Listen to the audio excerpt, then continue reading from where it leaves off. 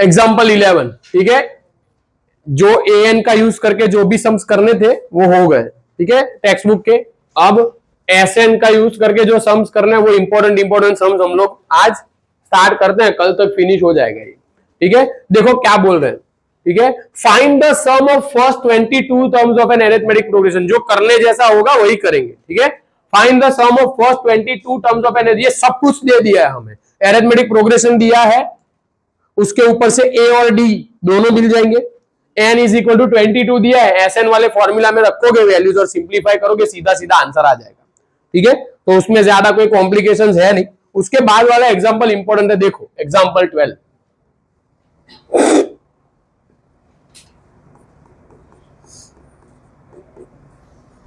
Example 12, if the sum of first 14 terms of an arithmetic progression is 1050, sum of first 14 terms कैसे denote करेंगे, S14 से। कितना दिया है, 1050, ठीक है। And is first term is 10, इसकी फर्स्ट टर्म क्या है 10, तो क्या फाइंड करने को बोल रहे हैं, फाइंड 20th टर्म। क्या बोल रहे हैं,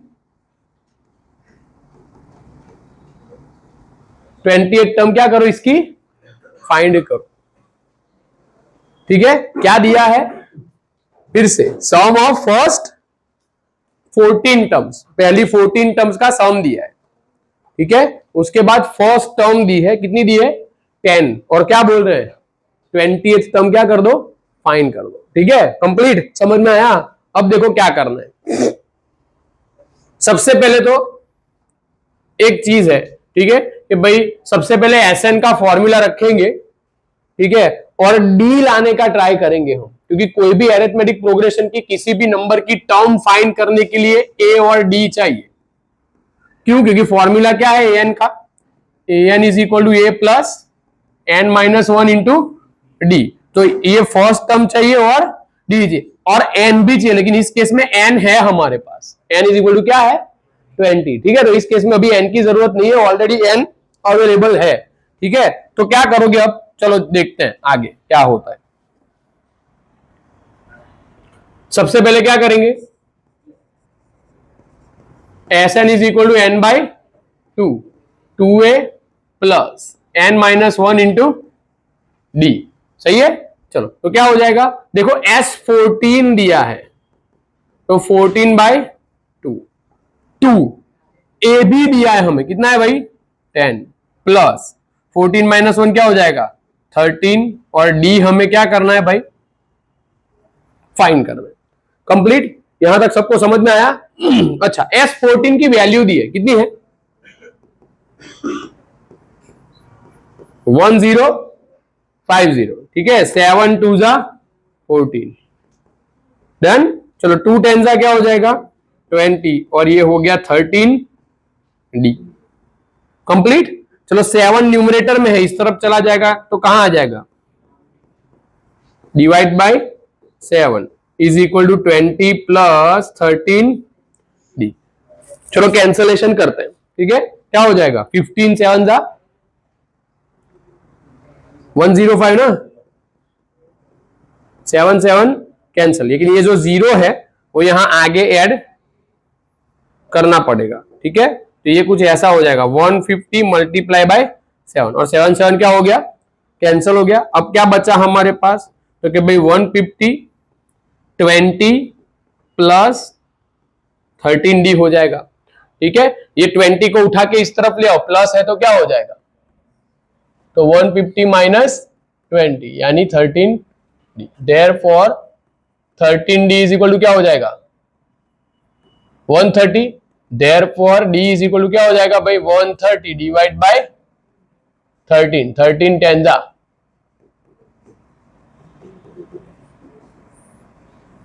डी क्या आ गया 10 आ गया, कंप्लीट, ओके। अब देखो हमें क्या फाइंड करना है A20, क्या फाइंड करना है A20, ठीक है। तो now an is equal to a plus n minus 1 into d, तू क्या करने आया भाई? शांति से बैठने आया तू? अरमान, अरमान सीधा बैठ जा। देख इधर रहा है, क्या कर रहा है पता नहीं भाई, कुछ हता पता नहीं है। 2 मिनट।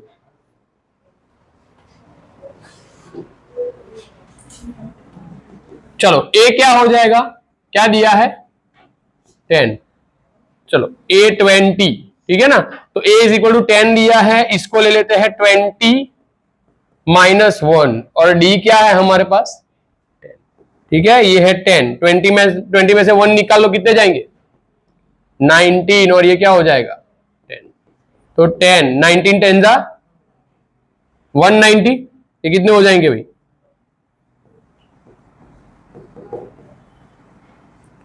Therefore क्या लिखेंगे? 20th term is 200। कंप्लीट? समझ आ गया भाई सबको? किसी को डाउट नहीं है? नेक्स्ट 19, इंपॉर्टेंट, टिक करके रखना।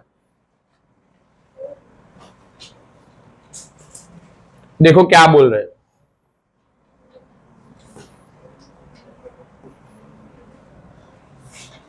चलो क्या है? How many terms of an arithmetic progression 24, 21, 18 must be taken? Must be taken.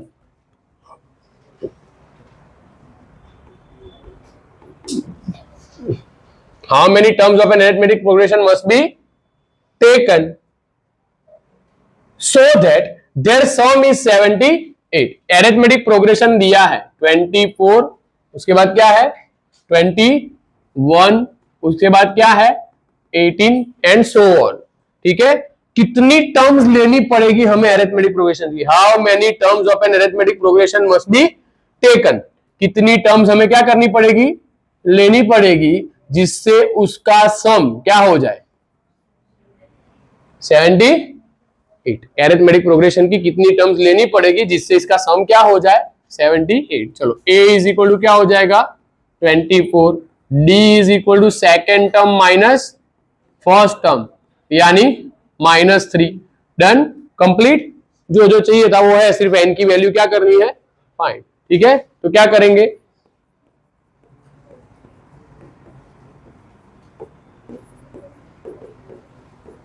n/2 2a plus n minus 1 into d, ठीक है? क्या करेंगे? Sn की वैल्यू दी है हमारे पास, कितनी है? 78। n हमें फाइंड करना है, 2a है हमारे पास, कितना है भाई? 24। n माइनस 1, d क्या है? -3। 78 इंटू 2 करते हैं, क्या आएगा आंसर? चलो 78 2 जा 156, n 24 2 जा 48। अब यहां ध्यान देना थोड़ा, देखो ये plus minus -3n, minus minus, ये माइनस और ये माइनस, माइनस माइनस क्या हो जाएगा? प्लस, और 3 1 जा, सही है भाई? ठीक है, चलो ये क्या करेंगे? 156 n। चलो 48 में 3 ऐड करो, कितने आएंगे? तो कुछ बोल क्यों नहीं रहे हो? सही है, फिर 48 में क्या ऐड करना है? 3 ऐड करना है, ठीक है? कंप्लीट। देयरफॉर क्या करेंगे? चलो 156 is equal to 51n minus 3n square. सब उठा के इस तरफ ले आओ, ठीक है ना? साइन सबकी क्या हो जाएगी? चेंज हो जाएगी, ठीक है? तो देखो ये माइनस है 3n स्क्वायर, वो प्लस हो जाएगा। देयरफॉर क्या करेंगे? प्लस 3n स्क्वायर, ठीक है? 51n इस तरफ आ जाएगा, प्लस है तो माइनस हो जाएगा। 156 तो अपनी जगह पर ही है, तो उसकी कोई साइन चेंज नहीं होगी, वो प्लस है तो प्लस ही रहेगा, कोई चेंज नहीं आएगा। चलो 3 कॉमन निकाल लो, तो क्या करेंगे? n स्क्वायर 17n, और यहां से 3 कॉमन निकालोगे तो 52 इज इक्वल टू 0। अब क्या करेंगे? क्या करेंगे? Middle term split method. कैसे करेंगे मिडल टर्म स्प्लिट? 1 इंटू 52 क्या हो जाएगा? 52 52 के कैसे फैक्टर, जिसका एडिशन 17 हो, ठीक है। तो 52 के फैक्टर्स पता होने चाहिए। 52 वन जा 52, 26 टू जा 52, ठीक है, और 13 फोर जा 52, ये फैक्टर्स है उसके। अब इसमें से किसका एडिशन हो रहा है, 17, चेक करो, 13 फोर जा, सही है ना, तो क्या हो जाएगा n स्क्वायर। अब ये प्लस है और ये माइनस, तो क्या होगा, दोनों फैक्टर्स कैसे आएंगे, माइनस ना, ठीक है। तो क्या हो जाएगा फिर भाई, 13n और 4n plus 52 is equal to 0। दो दो के क्या कर दो, ग्रुप बना दो। पहले दो में से क्या कॉमन निकलेगा, n, तो 13 बचेगा, यहां से -4 कॉमन निकाल लो। अब माइनस देखो, थर्ड टर्म में से माइनस कॉमन निकाल रहे हो, तो जो दो बच रहे हैं उनके साइन क्या हो जाएंगे, चेंज हो जाएंगे, ठीक है। ये माइनस थी ये टर्म, तो ये प्लस हो गई, ये प्लस है तो क्या हो जाएगा माइनस। 13 फोर जा 52 होता है, 4 निकल गया कॉमन, तो बचा क्या 13 इज इक्वल्स टू 0। अब n माइनस 13 दोनों में से क्या करो, कॉमन निकाल लो, इज इक्वल टू क्या हो जाएगा भाई 0। Therefore n minus 13 is equal to 0, या फिर क्या हो जाएगा n minus 4 is equal to 0। Therefore n is equal to क्या हो गया 13, या फिर n इज इक्वल टू क्या हो जाएगा भाई, ये हमारा आंसर। तो लास्ट में हम क्या लिखेंगे, देयरफॉर क्या लिखेंगे, okay, number of terms are 13 और 4, क्या लिखेंगे, नंबर ऑफ टर्म्स आर 13 और 4। देन कंप्लीट, है कोई डाउट, बोलो हाँ या ना।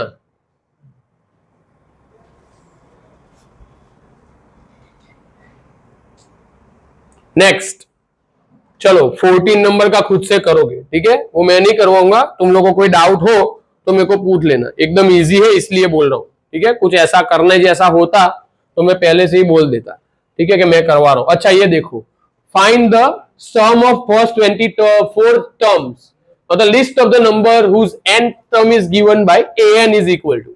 देखो इसमें क्या करोगे, बोलो इसमें क्या करोगे, थोड़ा तुम लोग अपने आप से थोड़ा सोच के बताओ कि क्या होगा इसमें।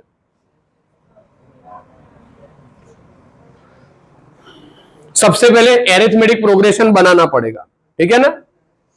तो पहले n इज इक्वल टू 1 ले लो, फिर 2 ले लो, फिर 3 ले लो, ऐसा करके हमें 3-4 टर्म्स मिल जाएंगी। तो ये हमारा एरिथमेटिक प्रोग्रेशन हो जाएगा। और उसके बाद क्या करना है, क्या बोल रहे हैं, find the sum of first 24 terms. क्या करना है, पहली 24 टर्म्स का क्या करो, सम फाइंड करो। समझ में आएगा, कुछ करना नहीं है, 3 टर्म्स ले लो, उसके ऊपर से a और d फाइंड कर लो, और n इज इक्वल टू 24 ले लो, तुम लोग का काम हो जाएगा। Done, complete. ये खुद से करोगे, नहीं समझ में आए तो कल बताना मेरे को, ठीक है। चलो अब देखो आगे, ये सम आईएमपी बहुत बार बोर्ड में आया हुआ है, ठीक है, तो करते हैं। क्वेश्चन नंबर 16, ठीक है, क्या है, a manufacturer of TV sets produced 600 sets in the third year.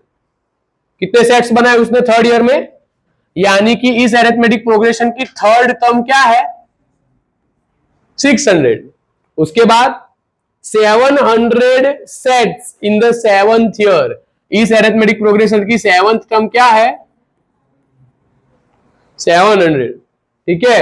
Assuming that the production increases uniformly, यानी क्या है कि भाई हर साल 50-50 100-100 सेट्स ज्यादा प्रोड्यूस कर रहे हैं, ठीक है, पर वो इंक्रीज कैसा है, यूनिफॉर्म है। अगर 100 सेट्स बढ़ा रहे तो दूसरे साल भी 100 सेट्स बढ़ाएंगे, 50 बढ़ा रहे तो उसके दूसरे साल भी 50 सेट ही, उसको यूनिफॉर्म इंक्रीज कहते हैं। पहले साल 50 बढ़ा दिया, फिर 100 बढ़ा लिया, फिर उसके बाद दूसरी बार 30-40 सेट्स बढ़ाए, ऐसा नहीं है, ठीक है, यूनिफॉर्म इंक्रीज।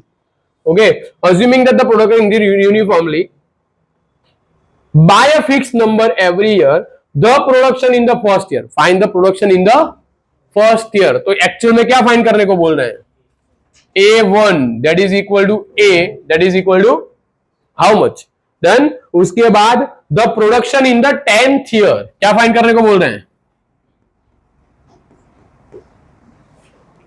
लास्ट वाला इंपॉर्टेंट है, क्या है, total production in the first 7 years। क्या बोल रहे हैं, पहले 7 years में टोटल प्रोडक्शन कितना होगा, यानी कि सबका टोटल करना है, सबका सम फाइंड करना है, यानी S7 क्या करना है फाइंड करना है। इसमें 7 की जगह 8 हो सकता है, 9 हो सकता है, 10 हो सकता है, ये एक ही जगह कुछ भी हो सकता है। मेथड समझ में आनी चाहिए, ठीक है।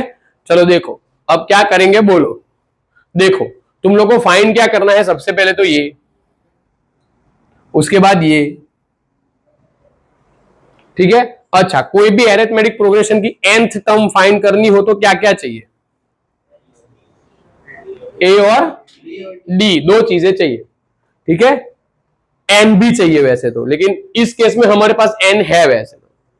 कंप्लीट समझ में आया। इस केस में यहां पर 8n फाइंड करना है हमें, तो हमारे पास n is equal to 10 available है, ठीक है। तो इस केस में अभी n की जरूरत नहीं है, ऑलरेडी है हमारे पास। तो बाकी जो बचे वो ए और डी। कैसे लाओगे, इन दोनों का यूज करके, ठीक है। ओके, क्या करेंगे, पहले तो फॉर्मूला लिखना पड़ेगा। A n is equal to a plus n minus one into d, ठीक है। तो क्या हो जाएगा यहां पर, A3 इज इक्वल टू क्या हो जाएगा, A plus 2D। Therefore A plus 2D is equal to क्या हो जाएगा, A3 की वैल्यू दी है ना, A3 की वैल्यू क्या है 600।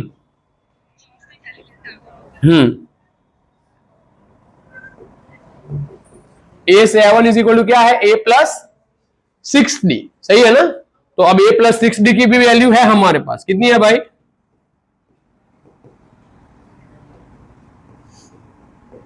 इसको दे देते हैं नंबर 2। अब क्या करेंगे, जैसे ही एलिमिनेशन करोगे एक काम हो जाएगा, ठीक है। और दूसरे काम के लिए डी चाहिए, तो वो भी फाइंड करना पड़ेगा। तो क्या करोगे, फ्रॉम इक्वेशन 1 एंड 2, ठीक है। तुम लोग को लिखना है, मैं लिख नहीं रहा हूं, ऑलरेडी ये सब करवाया हुआ है, ठीक है। उसके बाद a plus 6d is equal to क्या हो जाएगा भाई 700। कंप्लीट, समझ में आया। ये हो गया माइनस, ये हो गया माइनस, ये हो गया माइनस, ये दोनों क्या हो जाएंगे, कैंसल आउट। 2 माइनस 6 बोलो, माइनस 4d, 6 माइनस 7 माइनस 1, यानी यहां 600 है तो 700 है तो minus 100, minus minus plus, d is equal to क्या हो जाएगा भाई 100 divide by 4, therefore d is equal to क्या हो जाएगा 25, 4 से 100 होता है ना, तो d मिल गया, ठीक है। इसको दे देते हैं number 3, putting value of equation 3 in equation 1 या 2 जिसमें रखना हो, ठीक है। तो क्या करेंगे, a प्लस 2d में 1 में रख रहा हूं, ठीक है, 600, therefore a plus 2 into 25 that is equal to 600, therefore a plus 50 is equal to 600। तो a is equal to 600 minus 50, therefore a is equal to क्या हो जाएगा भाई 550। फर्स्ट टर्म आ गई, ठीक है। अब क्या करना है, a मिल गया हमें, d भी मिल गया हमें, और हमें फाइंड क्या करना है, A10 और S7, ठीक है ना। तो क्या करोगे अब,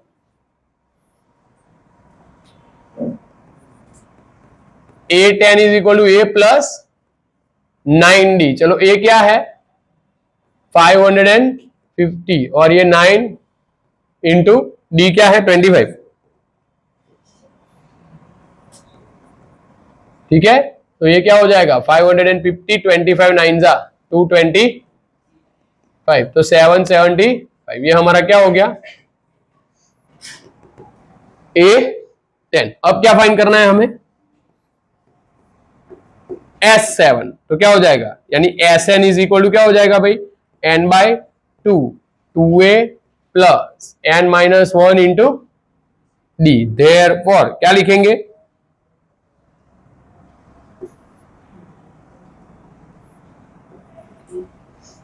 S7 is equal to 7 by 2, 2 a क्या है फर्स्ट टर्म 550, 7 माइनस 1 6, और ये d हम लेके आए कितना 25, ठीक है। 7 बाय 2, 552 जा 1100 और 25 6 जा 150, ठीक है ना।